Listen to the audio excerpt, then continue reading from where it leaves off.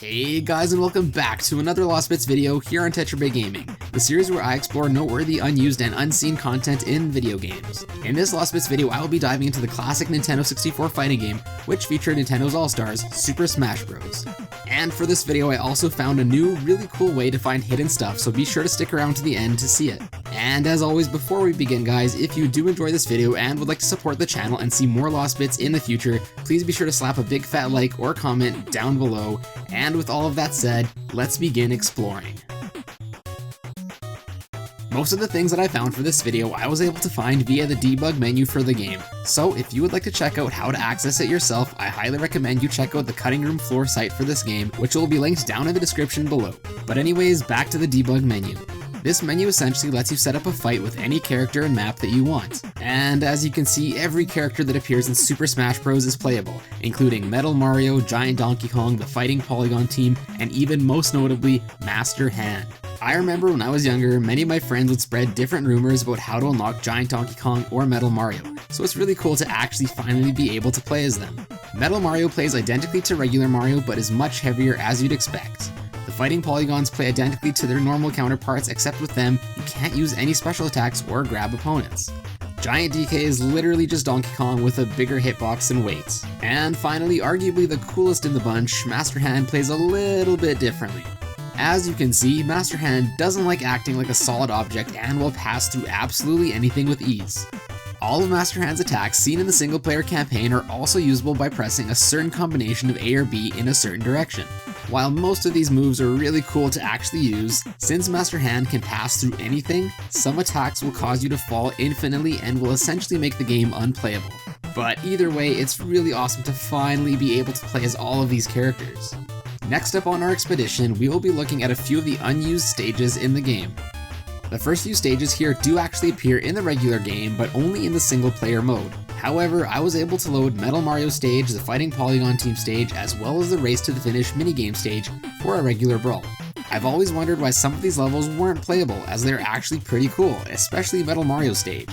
The Race to the Finish stage, on the other hand, isn't really practical to say the least, especially since you can't actually win.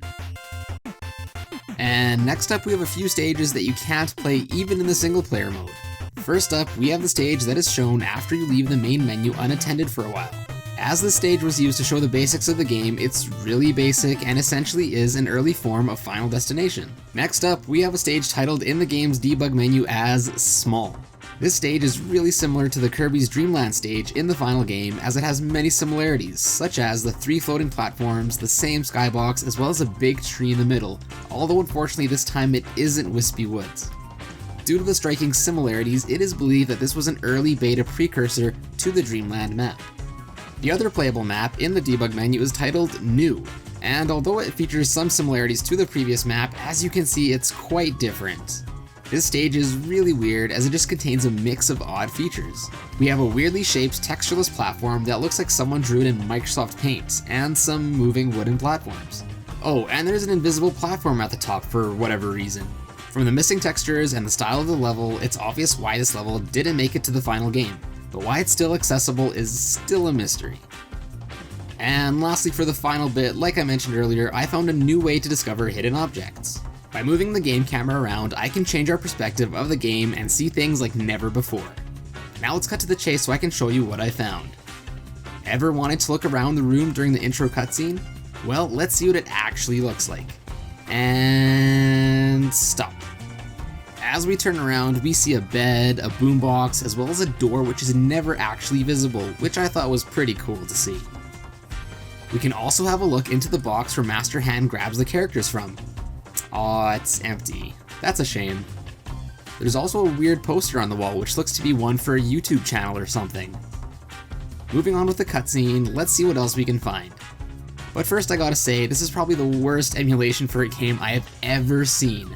Like, what's up with all these colors and missing textures and Mario's face? Next we see 4-cheeked Pikachu playing with his Pokeball. I wonder who that person walking is. Hello? The last cool thing in the intro that I found was in its ending. All the characters are just seen waiting off screen until they all fly into action, which was really cool to see from a different angle. After this, I decided to go look at some of the levels and see if there was anything of interest. Unfortunately, there was only a few maps that had anything cool to see. Firstly, I checked out Saffron City. Turns out to add the effect of being high in the clouds was simply done by adding a rectangular gradient thing. Also, we finally have a chance to look inside the elevator thing on the top of the Silphco building, but to my disappointment there is nothing cool inside. Next up is Hyrule Castle, which is actually a really tall map when zoomed out. Who knew? And lastly, but certainly not least, is the Star Fox level Sector Z. I also remember being young and finding out that you can look inside the Great Fox to see some of its interior. Now, 15 years later, I can actually have a full look inside. I never knew this earlier, but apparently there's a similar bay at the bottom front of the Great Fox as well.